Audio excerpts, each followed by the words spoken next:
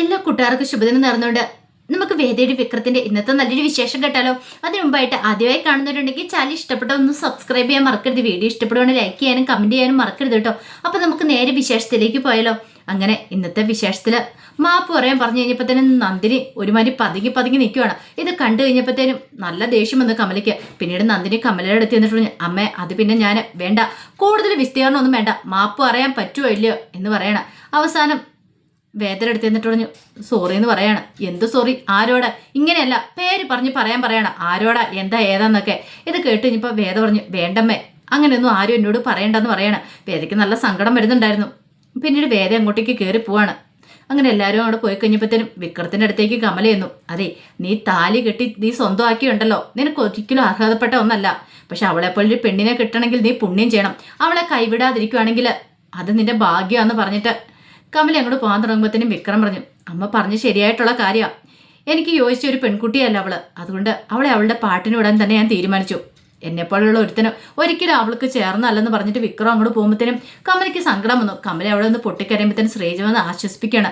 പോട്ടമ്മേ, സാരമില്ല എന്നൊക്കെ പറഞ്ഞുകൊണ്ട് പിന്നീട് മുത്തശ്ശിക്ക് ഒരു ആഗ്രഹം വേദനെ വിളിക്കണം എന്നുള്ള. പിന്നെ അതിനുശേഷം വേദയുടെ അനിയത്തിയുടെ നിന്നിട്ട് പറഞ്ഞു അതെ, അവളെ ഒന്ന് വിളിക്ക് വേദനെ, എനിക്ക് അവളുടെ ശബ്ദം കേൾക്കാൻ തോന്നുമെന്ന് പറയണം. എന്താ മുത്തശ്ശിയുടെ ഫോണിൽ നിന്ന് വിളിച്ചാൽ അതെ ചാർജ് തീർന്ന് കുത്തിയിട്ടിരിക്കാന്ന് പറയാം. എന്നാൽ ഇപ്പം ഞാൻ വിളിച്ചു തരാമെന്ന് പറഞ്ഞുകൊണ്ട് ദീപ്തി എന്ത് ചെയ്യുവാണ്, വേദയെ വിളിക്കുവാണ്. ഈ സമയത്ത് വേദ കരഞ്ഞുകൊണ്ടിരിക്കുമായിരുന്നു. വേദയ്ക്ക് ഓരോ കാര്യങ്ങളൊക്കെ ഓർത്തിട്ട് സഹിക്കുന്നുണ്ടായിരുന്നില്ല. അപ്പോഴാണ് കോള് വരുന്നത്. ആ പറ ദീപ്തി എന്ന് പറയാണ്. അപ്പോഴേക്കും പറഞ്ഞു ഇത് ദീപ്തിയല്ല മുത്തശ്ശിയാന്ന് പറയണം. ആ എന്താ മുത്തശ്ശി, കാര്യം എന്താന്ന് ചോദിക്കണം. എന്ത് പറ്റും മോളെ, നിന്റെ സൗണ്ട് എല്ലാം വല്ലായിരിക്കണേ. അയ്യോ ഒന്നുമില്ല. അല്ല അച്ഛനും അമ്മ എന്തിയേ? അച്ഛനും അമ്മയും നിനക്ക് വേണ്ടി പ്രാർത്ഥനയും വഴിപാടുകളായിട്ട് ഇതുവരെയായിട്ട് അവർ മടങ്ങി വന്നിട്ടില്ലെന്ന് പറയണം. ഇത് കേട്ടപ്പോൾ വേദയ്ക്ക് ഒന്നുകൂടെ സങ്കടം കൂടി. എന്താ മോളെ, നിന്റെ സൗണ്ട് എന്തും പ്രശ്നമുണ്ടോ? എന്തോ ഒരു കുഴപ്പമുള്ള പോലെ തോന്നുന്നുണ്ടല്ലോ എന്ന് പറയണം. എനിക്കൊരു കുഴപ്പമില്ല. അല്ല മോള് കരയുമായിരുന്നു എന്ന് ചോദിക്കുകയാണ്. കരയൊന്നും അല്ല മുത്തശ്ശി, അത് ജലദോഷത്തിൻ്റെ പോലെ ഒരു ഇതാന്ന് പറയണം. അത് പറഞ്ഞിട്ട് പെട്ടെന്ന് തന്നെ ഞാൻ പിന്നെ വിളിക്കാമെന്ന് പറഞ്ഞ് വേദ കോള് കട്ട് ചെയ്യണം. മുത്തശ്ശിക്ക് എന്തോ ഒരു സംശയങ്ങളൊക്കെ തോന്നി. മുത്തശ്ശി ദീപ്തിയോട് പറഞ്ഞു അതേ വേദയ്ക്ക് എന്തോ ഒരു പ്രശ്നമുണ്ട്, അവൾ കരയുവാനും തോന്നിയെന്ന് പറയണം. ദീപ്തി പറഞ്ഞു അങ്ങനെയാണെങ്കിൽ മിക്കവാറും ഇതാ മറ്റേ പ്രശ്നമായിരിക്കും എന്ന് പറയണം. മറ്റേ പ്രശ്നമോ? അതെന്ത് പ്രശ്നം? അല്ല ഈ പറയുന്ന വിക്രം ചേട്ടൻ്റെ കുറച്ച് പൈസ പോയിട്ടുണ്ടായിരുന്നു, ചിട്ടി പൈസ 5-6 ലക്ഷം രൂപ. അപ്പോൾ അവരെ ഇറക്കാൻ വേണ്ടി അല്ലെങ്കിൽ അവർക്ക് കേസ് കൊടുക്കാൻ വേണ്ടി സഹായത്തിനൊക്കെ നിന്നത് ദർശൻ ചേട്ടനാണ്. അപ്പോൾ ദർശൻ ചേട്ടന് അവരോടൊപ്പം സപ്പോർട്ടാണ് നിന്നത്. അതും വേദ ചേച്ചി വിളിച്ചിട്ടാണ് പോയിരിക്കുന്നത്. ഒരു പക്ഷേങ്കിൽ അത് ഈ പറയുന്ന വിക്രമേട്ടനെ ചിലപ്പോൾ ഇഷ്ടപ്പെട്ടിട്ടുണ്ടായിരിക്കില്ലെന്ന് പറയണം. അല്ല നിന്നോടാരാ ഇതൊക്കെ പറഞ്ഞേ? വർഷേച്ചിയെ വിളിച്ചു പറഞ്ഞേ. ദർശൻ ചേട്ടൻ കല്യാണം കഴിക്കാതിരുന്നാണ് വേദേച്ചിനെ. പക്ഷേങ്കിൽ ഇപ്പം അങ്ങനെയല്ലോ, വേദേച്ചിയുടെ കല്യാണം കഴിഞ്ഞല്ലോ. ഒരു പക്ഷേ വിക്രം ചേട്ടൻ ഇഷ്ടപ്പെടാത്തതുകൊണ്ട് ഇനിയിപ്പോൾ അതിൻ്റെ പേരിൽ എന്തെങ്കിലും പ്രശ്നം ഉണ്ടായി കാണുമെന്ന് അറിയത്തില്ലോ. അങ്ങനെയാണല്ലോ ഇനിയിപ്പം വേദചേച്ചി കരഞ്ഞേന്ന്. ചിലപ്പോൾ അങ്ങനെയായിരിക്കും എന്നൊക്കെ അവർ ഓർക്കുവാണ്. കാരണം അല്ലാതെ വേറൊരു കാരണം നോക്കിയിട്ട് കാണുന്നില്ല. ഈ സമയം വേദയ്ക്ക് ആവപ്പാട് സങ്കടത്തോട് വേദ എന്ത് ചെയ്യണമെന്ന് അറിയില്ലാതെ അവിടെ നിന്ന് കരയുവാണ്. ഈ സമയം വിനായകൻ മുറിയിലേക്ക് വരുവാണ്. ആകപ്പാടെ സമനില തെറ്റിയ മട്ടിൽ അവിടെ നന്ദിനി നിൽപ്പുണ്ട്. വിനായകനെ കണ്ടതാ പറഞ്ഞു ഇപ്പം നിങ്ങൾക്ക് സന്തോഷമായി കാണില്ല അല്ലേന്ന് ചോദിക്കുകയാണ്. എന്തിന്? അല്ല എന്നെ കൂടെ മാപ്പ് അറിയിച്ചു കഴിഞ്ഞപ്പം. എടീ മാപ്പല്ലേ പറഞ്ഞോളൂ, അതിനപ്പം ഇത് എന്താ കുഴപ്പമിരിക്കണേ? ഒരു കുഴപ്പമില്ലല്ലേ?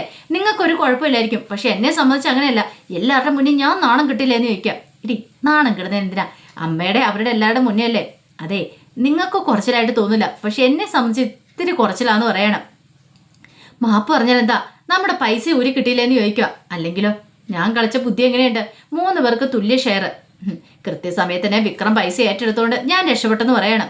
ഇത് കേട്ടതും നന്ദിനി പറഞ്ഞു എന്നും പറഞ്ഞ് വലിയ ആളാന്ന് പറഞ്ഞ് കയറി ഇരുന്നാൽ മതി. ഇതിനേക്കാളും ഭേദം എങ്ങോട്ടേലും വല്ല വാടക വീട്ടിലും പോയി താമസിക്കുന്നതായിരുന്നു പറയണം. വിനായകൻ പറഞ്ഞു വാടക വീട്ടിലേക്കാ നമ്മളാ? പിന്നല്ലാതെ. എടി വാടക വീട്ടിൽ പോയി താമസിക്കുന്നതിന് കുഴപ്പമില്ല, വാടക നിന്റെ അച്ഛൻ കൊടുക്കുമെന്ന് ചോദിക്കുകയാണ്. എൻ്റെ അച്ഛനെ പറഞ്ഞാണ്ടല്ലോ, പറഞ്ഞാൽ നീ എന്ത് ചെയ്യും? എടി വാടക വീട്ടിലേക്ക് പോയാൽ എത്ര രൂപ ചിലവാണെന്നറിയാവോ? നിനക്ക് അതിൽ വല്ലതും അറിയണമെന്ന് ചോദിക്കുകയാണ്. പറഞ്ഞിട്ട് കാര്യമില്ല, എന്നെ പറഞ്ഞാൽ മതി എന്ന് പറയണം. ഇത് കേട്ട് കഴിഞ്ഞപ്പോൾ നന്ദിനി പറഞ്ഞു പിന്നെ ഇവിടെ എങ്ങനെ കഴിയണേ ഒന്ന് ആലോചിച്ച് നോക്കാൻ പറയണേ. എടി തട്ടി മുട്ടി അങ്ങോട്ട് പോയാൽ മതി, നിനക്കറിയാലോ. പിന്നെ തട്ടി മുട്ടി പോയാൽ മതി. ഇവിടെയാണെങ്കിൽ മുറിക്കകത്ത് കൊണ്ടുവന്ന് ഫുഡ് കഴിക്കുമെന്ന് പറഞ്ഞുകൊണ്ട് നിങ്ങളുടെ അമ്മ പറഞ്ഞിരിക്കുന്നത്. നിങ്ങളുടെ അമ്മ എന്താ പുറത്ത് കാവൽ നിൽക്കുമായിരുന്നു എന്ന് ചോദിക്കുകയാണ്. ഇത് കേട്ടുമ്പോൾ വിനായകന് ദേഷ്യം വന്നു. വിനായകൻ പറഞ്ഞ് അനാവശ്യമായിട്ട് പറയരുത് എൻ്റെ അമ്മയെക്കുറിച്ച്. പിന്നെ അനാവശ്യമല്ലാതെ പിന്നെ എങ്ങനെ അവരതൊക്കെ കണ്ടുപിടിച്ചേ? എടി കഴിച്ച് കഴിഞ്ഞിട്ടുണ്ടെങ്കിൽ അത്യാവശ്യം ഈ പലഹാരത്തിൻ്റെ പൊടിയും തട്ടിയൊക്കെ വീഴുന്നേ ആ നേരത്തൊന്ന് അടിച്ച് വാരിയെങ്കിലും കളയണം. നീ അതുപോലെ ചെയ്യാറില്ല. അതൊക്കെ പാവ നന്ദിനിയെടുത്തി പാവ ശ്രീജയെടുത്തി വന്നല്ലേ ചെയ്യാറുള്ളത്. എല്ലാ ദിവസവും ആയി കഴിയുമ്പോഴത്തേനും അവർ കാണില്ലേ, അവർക്ക് മനസ്സിലാവില്ലേ പലഹാരം മുറിക്കകത്ത് വെച്ച് കഴിക്കുന്നുണ്ടെന്ന്. അതിനുള്ള ബോധം പോലും ഇല്ലാത്ത പിന്നെ എന്താ ചെയ്യേണ്ടതെന്ന് ചോദിക്കുകയാണ്. നന്ദിനിക്ക് ഉത്തരം മുട്ടി. എന്ത് ചെയ്യണമെന്ന് അറിയത്തില്ല. പിന്നീട് വിക്രം കിടക്കാൻ പോണ സമയത്ത് വേദ ആകെപ്പാടെ വിഷമിച്ചിരിക്കുകയാണ്. വേദയ്ക്ക് വല്ലാത്ത സങ്കടമായിരുന്നു. വേദയുടെ അടുത്ത് നിന്നിട്ട് എന്തു പറ്റി, വേദാളം എങ്ങനെ ഇരിക്കുന്നത്, കരഞ്ഞ മുഖത്തോടെ ഇരിക്കണമെന്ന് നിൽക്കും. ഒന്നുമില്ലാന്ന് പറയണം. എന്തോ കാര്യമായിട്ടുണ്ടോ? ഓ, ഞാനങ്ങനെ പറഞ്ഞുകൊണ്ടാണോ, തല്ലാൻ കൈ ഓങ്ങിയതുകൊണ്ടാണോ, ഞാൻ സോറി പറഞ്ഞില്ലേന്ന് ചോദിക്കണം.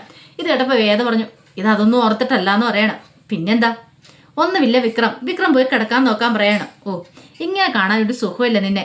നീ ആ പഴയ വേതാളമായിട്ട് ഞാൻ ഒന്ന് പറയുമ്പോൾ എന്നെ 10 പറയുന്ന ആ ഒരു വേതാളത്തിന് എനിക്കിഷ്ടമെന്ന് പറയണം. അതാകുമ്പം കാണാനും കേൾക്കാനും ഒരു സുഖമൊക്കെ ഉണ്ടെന്ന് പറയണം. അതെ, നിങ്ങൾ കൂടുതൽ കാര്യമൊന്നും നോക്കണ്ടെന്ന് പറയണം. നിങ്ങൾ നിങ്ങളുടെ പാട് നോക്കി പോകാൻ പറയണം. ഇപ്പം ഏകദേശം അങ്ങനെയായിട്ട് വരുന്നുണ്ടെന്നൊക്കെ പറയണം. ഇതിനൊപ്പം വേദ പറഞ്ഞു, ഇനിയേ ഞാൻ അങ്ങനെയൊന്നും ആയിരിക്കില്ല, ഞാൻ എങ്ങനെയാന്ന് ഞാൻ കാണിച്ചു തരാമെന്ന് പറയണം. കാണിച്ചു തരാമെന്നോ? അതെ, പഴയ വേദയല്ല ഇനിയിപ്പം ഞാൻ നിങ്ങളുടെ ആരാന്ന് ചോദിക്കുകയാണ്. ഇത് കേട്ടതും വിക്രം പറഞ്ഞു, എന്ത് ചെയ്യാനാ, അബദ്ധത്തിൽ ഒരു താലി കിട്ടിപ്പോയെന്ന് പറയണം. അതിന്റെ പേരിൽ ഇപ്പം ഞാൻ ശിക്ഷ അനുഭവിച്ചുകൊണ്ടിരിക്കുന്നത്. എങ്ങനെയെങ്കിലും ഒന്ന് പോയി തരുവാണെങ്കിൽ ഉപകാരമായിരുന്നു പറയാം. അല്ല, നീ എന്തിനാ ഇവിടെ കടിച്ചു നോക്കി നിൽക്കുന്നത്? അത് നമ്മൾ തമ്മിലൊരു ബന്ധമില്ലോ എന്ന് പറയണം. തീട്ടം വേദ നമ്മൾ തമ്മിൽ ഒരു ബന്ധമില്ലേന്ന് ചോദിക്കും. നിങ്ങൾ കെട്ടിയ താലി എൻ്റെ കഴുത്തിൽ കിടക്കണേ, അപ്പം നമ്മൾ തമ്മിൽ ഒരു ബന്ധമില്ലെന്ന് ചോദിക്കാം. വിക്രത്തിന് ഉത്തരം മുട്ടി. വേദ പറഞ്ഞു, ഈ കഴുത്തിൽ കിടക്കാൻ താലി നിങ്ങൾ കെട്ടിയതാണെങ്കിൽ, ഞാൻ നിങ്ങളുടെ ഭാര്യയാണെങ്കിൽ ഇനി ഞാൻ പല അധികാരങ്ങളും എടുക്കാൻ തീരുമാനിച്ചെന്ന് പറയണം. അധികാരങ്ങളോ? അതെ, ഇത്രയും കാലം ഞാനൊരു ഭാര്യയുടേതായ ഒരു അധികാരങ്ങളും എടുത്തിട്ടില്ല. പക്ഷെ ഇനി അങ്ങനെ ആയിരിക്കില്ല. ഞാൻ എൻ്റെതായ അധികാരങ്ങളൊക്കെ എടുക്കുമെന്ന് പറയാം. ഒരു ഭാര്യ എന്ന നിലയിൽ എന്തൊക്കെ അധികാരങ്ങളുണ്ടോ അതൊക്കെ അവകാശങ്ങൾ എടുക്കുമെന്ന് പറയണം എന്നും പറഞ്ഞിട്ട് വേദ അങ്ങോട്ട് പോകുമ്പോഴത്തേനും ഒരു നിമിഷം വിക്രം ആലോചിച്ചു, ഇവളെന്താ പറയണേ, എന്തധികാരത്തെക്കുറിച്ചാ? അവളെന്തേലും കാണിക്കട്ടെ എന്നുള്ള രീതി മുറിയിലേക്ക് പോവാണ്. ഈ സമയം ശ്രീകാന്തിനെ കാണാനായിട്ട് എസ് ഐ സാബുമോൻ എത്തുവാണ്. അങ്ങനെ സാബു എത്തിയിട്ട് പറഞ്ഞു, അതെ, നമ്മൾ ഉദ്ദേശിച്ച പോലെയൊക്കെ കാര്യങ്ങൾ നടക്കുന്നുണ്ടെന്ന് പറയണം. അല്ല, ആർക്ക് സംശയമൊന്നുമില്ല? ഒന്നുമില്ല. ആ കാട്ടൂർക്കാരനാണ് ഈ പറയുന്ന ശ്രീനിവാസനെ ആക്രമിക്കാൻ ചെന്നെന്നാ അയാൾ വിചാരിച്ചുകൊണ്ടിരിക്കുന്നത്. അതുകൊണ്ട് അയാൾക്കെതിരെ ആക്രമണമൊക്കെ ഉണ്ടാണെന്ന് പറയണം. പക്ഷെ നമ്മൾ അതിൻ്റെ പിന്നിൽ ഗുണ്ടാഭിലാഷിനെ അയച്ച് നമ്മളാന്നുള്ള കാര്യം ഈ പറയുന്ന ശ്രീനിവാസനെ അറിയത്തില്ല. അതുകൊണ്ട് കുഴപ്പമില്ല, കാട്ടൂർക്കാരനെതിരെ നീങ്ങിക്കോളും. അങ്ങനെ അവർ രണ്ടുപേരും തമ്മിൽ വഴക്കുണ്ടാകുന്ന സമയത്ത് ഉറപ്പായിട്ട് ശ്രീനിവാസൻ ഇറക്കുന്ന ആരെയായിരിക്കും? ഈ പറയുന്ന വിക്രത്തിൻ്റെ അല്ലേ ഇറക്കുള്ളൂ. അപ്പം നമ്മൾ ഉദ്ദേശിച്ച പോലെ തന്നെ കാര്യങ്ങൾ നടക്കും. അവനെ നമുക്ക് പിടിച്ച് ഉള്ളിലിടാൻ പറ്റുമെന്നൊക്കെ പറയാം. ശ്രീകാന്ത് പറഞ്ഞു, ബുദ്ധി സംഭവിച്ചു എന്നിരിക്കുന്നു. പക്ഷെ അറിയാലോ, എവിടെയെങ്കിലും ഒരിടത്തെങ്കിലും എന്തെങ്കിലും ഒരു കുഴപ്പം സംഭവിച്ചിട്ടുണ്ട്, അതോടുകൂടി തീർന്നു പറയണേ. എന്ത് കുഴപ്പം സംഭവിക്കാനായിട്ട്? ഒരിടത്തൊന്നും സംഭവിക്കില്ല. പിന്നെ ഈ പറയുന്ന വിക്രത്തിനകത്ത് ഇടാനാണെങ്കിൽ നല്ല ഒന്നാമതൊരു തെളിവ് കിട്ടിയിട്ടുണ്ടെന്ന് പറയണം. തെളിവ്? എന്ത് തെളിവ്? പിന്നെ ഫോണിനകത്തെ ഫോട്ടോസും കാണിച്ചു കൊടുക്കുകയാണ്, തോക്ക് ചൂണ്ടിക്കൊണ്ട് നിൽക്കുന്നത്. അത് കണ്ടു കഴിഞ്ഞപ്പം ഒരു നിമിഷം ശ്രീകാന്ത് ഒന്ന് ഞെട്ടി. ആഹാ, കൊള്ളാലോ. പക്ഷേ ഇന്നത്തെ കാലത്ത് ഇതും കൊണ്ട് വലുതാകോ? ഡിജിറ്റൽ യുഗമല്ലേ, ഇങ്ങനെയൊക്കെ വേണമെങ്കിൽ ആർക്കും വേണം സൃഷ്ടിക്കാമല്ലോ എന്ന് പറയാം. അതുകൊണ്ട് പിന്നെ ഞാൻ അത്രയും കൂടുതലായിട്ട് വലിയ കാര്യമായിട്ട് എടുക്കാത്തേ. പക്ഷെ ഇതൊക്കെ ഒരു തെളിവുകളാണ്, അവനെ അകത്തിടാനുള്ള വലിയ വലിയ തെളിവുകളാന്ന് പറയണം. ശ്രീനിവാസനെ നമുക്ക് തകർക്കണം, എങ്കിൽ മാത്രമേ നമ്മൾ ഉദ്ദേശിച്ച പോലെയൊക്കെ കാര്യങ്ങൾ നടക്കുകയുള്ളൂ. വിക്രത്തിനോട് നല്ല 8ന്റെ പണി തന്നെയായിരിക്കും നമ്മൾ കൊടുക്കാൻ പോണേ എന്നൊക്കെ പറഞ്ഞിട്ട് സാബു അങ്ങോട്ടേക്ക് പോവാണ്. ഈ സമയം ശ്രീകാന്ത് എന്ത് ചെയ്യാണ്, ആ ഫോട്ടോ നേരെ വേദയ്ക്ക് സെൻഡ് ചെയ്യുവാണ്. വേദയുടെ ഫോണിലേക്ക് മെസ്സേജ് വന്നപ്പോൾ വേദ നോക്കി. അങ്ങനെ വാട്സപ്പിനാന്ന് നോക്കിക്കഴിഞ്ഞപ്പോൾ ശ്രീകാന്ത് അയച്ചേക്കുന്ന മെസ്സേജാണ്. അതും തോക്ക് നിൽക്കുന്ന വിക്രത്തിൻ്റെ ആ ഒരു ഫോട്ടോ. അടിയിലാണെങ്കിൽ ഒരു വോയിസ് മെസ്സേജും കൂടെ ഉണ്ടായിരുന്നു. കണ്ടില്ലേ, അവൻ നിൽക്കുന്ന നിപ്പ് കണ്ട. ഇനിയാണെങ്കിൽ നിനക്ക് സമയമുണ്ട്, അവനെ ഉപേക്ഷിച്ച് നീ വീട്ടിലേക്ക് വരാൻ നോക്ക്. അവനെപ്പോലെ ഒരു ഗുണ്ടേനെ കൂടെ ജീവിക്കുന്നേക്കാളും ഭേദം നിനക്ക് നിന്റെ സ്വന്തം വീട്ടിൽ നിന്ന് അന്തസ്സോടെ ജീവിക്കുന്നല്ലേ എന്നൊക്കെ പറഞ്ഞൊരു വോയിസ് നോട്ടായിരുന്നു. ഇത് കണ്ടു കഴിഞ്ഞപ്പോൾ വേദയ്ക്ക് ഭയങ്കര സങ്കടമായിപ്പോയി. എന്ത് ചെയ്യണം നടത്തില്ല. അപ്പോഴേക്കാണ് വിക്രത്തിൻ്റെ ഫോണിലേക്ക് കോള് വരുന്നത്. ശ്രീനിവാസനെ വിളിക്കുന്നത്. ശ്രീനിവാസൻ വിളിച്ചിട്ട് ചോദിച്ചു, നീ എന്തെടുക്കോ നിൽക്കുകയാണ്? ഒന്നും എടുക്കുമല്ലോ സാർ. അതെ, ഒരു പണിയുണ്ട്, ഇവിടെ വരെ ഒന്ന് വരാൻ പറ്റുമെന്ന് ചോദിക്കാം. എന്താ സാർ? അപ്പോൾ കാട്ടൂർക്കാരൻ ഇന്ന് അവിടെ ഇല്ലയെന്നാണ് പറഞ്ഞത്. അപ്പോൾ അയാളുടെ വീട്ടിൽ നിന്ന് കുറച്ച് ഇമ്പോർട്ടൻ്റ് ആയിട്ടുള്ള രേഖകളൊക്കെ അടിച്ചു മാറ്റാനുണ്ട്. എത്രയും പെട്ടെന്ന് തന്നെ വരണമെന്ന് പറയാം. ഇപ്പം തന്നെ ഞാൻ വരാൻ സാറെന്ന് പറഞ്ഞുകൊണ്ട് പെട്ടെന്ന് തന്നെ ഷർട്ട് എടുത്തിട്ട് പുറത്തേക്ക് ഇറങ്ങി ചെല്ലുവാണ്. ആ സമയം വേദ അവിടെ ഇരിക്കുന്നുണ്ടായിരുന്നു. എങ്ങോട്ടാന്ന് ചോദിക്കണം. പുറത്ത് വരെ. ഇപ്പം നിങ്ങൾ ഒരിടത്തേക്കും പോകുന്നില്ലെന്ന് വേദ പറയണം. അത് നീയാണോ തീരുമാനിക്കുന്നത്? ഞാൻ തന്നെ തീരുമാനിക്കുന്നത്. ഞാൻ നിങ്ങളുടെ ഭാര്യയാണെങ്കിൽ ഞാൻ കുറച്ച് കാര്യങ്ങളൊക്കെ തീരുമാനിക്കുമെന്ന് പറയണം. ഓഹോ, ഭാര്യ എന്ന് പറഞ്ഞാൽ അധികാരം സ്ഥാപിക്കാൻ വന്നാണ്ടല്ലോ, നിന്റെ കർണം അടിച്ച് ഞാൻ പൊട്ടിക്കുമെന്ന് പറയാം. അന്നൊന്ന് കാണിച്ചേ, കർണം അടിച്ച് പൊട്ടിക്കുന്നേ. അതെ, കർണം അടിച്ച് പൊട്ടിക്കാൻ വന്ന മുമ്പത്തെ പോലെ അമ്മ നിന്നെ രക്ഷിക്കാൻ വരുമോ നീ ചിന്തിക്കേണ്ടെന്ന് പറയാം. ഇത് കേട്ടം വേദ പറഞ്ഞു, അമ്മ രക്ഷിക്കുമെന്നുള്ള ചിന്തയൊന്നും എനിക്കില്ല. പക്ഷേങ്കിൽ അമ്മ ഇങ്ങോട്ടേക്ക് വന്നില്ലെങ്കിൽ അമ്മ ഇപ്പം ഞാൻ വേണേൽ വിളിക്കാമെന്ന് പറയണം. ഇത് കേട്ടം വിക്രത്തിനൊരു ഞെട്ടലുണ്ടായി. നീ എന്തിനാ അമ്മയെ വിളിക്കുന്നത്? അല്ല, അമ്മയും കൂടെ വരട്ടെ. അമ്മേനെ എനിക്ക് പല കാര്യങ്ങളും കാണിച്ചു കൊടുക്കാണ്ടെന്ന് പറയണം. എന്നിട്ട് പറഞ്ഞു, അമ്മയുടെ മോന് ഒരു കൊടു ക്രിമിനലാണ്, ആൾക്കാരെ പട്ടാ പോലെ ചുട്ടുകൊല്ലാൻ പാകത്തിന് തരത്തിലുള്ള ഒരുത്തനാന്നുള്ള കാര്യം ഞാൻ അമ്മയോട് പറയാമെന്ന് പറയാണ്. നിനക്കെന്താ തലയ്ക്ക് ഭ്രാന്തായ വേദാന്ന് ചോദിക്കണം. ഇത് കേട്ട് കഴിഞ്ഞപ്പോഴത്തേനും വേദ ആ ഫോട്ടോ അങ്ങോട്ട് കാണിച്ചു കൊടുക്കണം. ഇത് നിങ്ങളല്ലേന്ന് ചോദിക്കണം. ഒരു നിമിഷം വിക്രം ഞെട്ടിപ്പോയി. ഈ ഫോട്ടോ കൊണ്ട് അമ്മയുടെ കയ്യിൽ കൊടുത്തിട്ടുണ്ടെങ്കിൽ അമ്മയ്ക്ക് കാര്യങ്ങളൊക്കെ മനസ്സിലാവും. അതോടെ കൂടി നിങ്ങളുടെ കാര്യത്തിനൊരു തീരുമാനമാണെന്ന് പറയണം. മര്യാദയ്ക്ക് പറയുന്നതനുസരിച്ച് കയറി പോകാൻ പറയണം.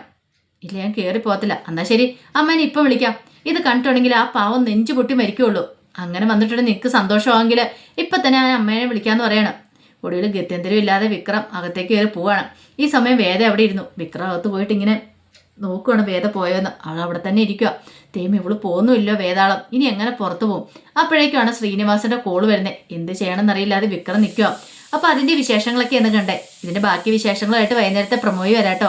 ഒരിക്കൽ കൂടി എല്ലാവർക്കും ശുഭദിനം നേർന്നുകൊണ്ട് നിർത്തുന്നു. നന്ദി.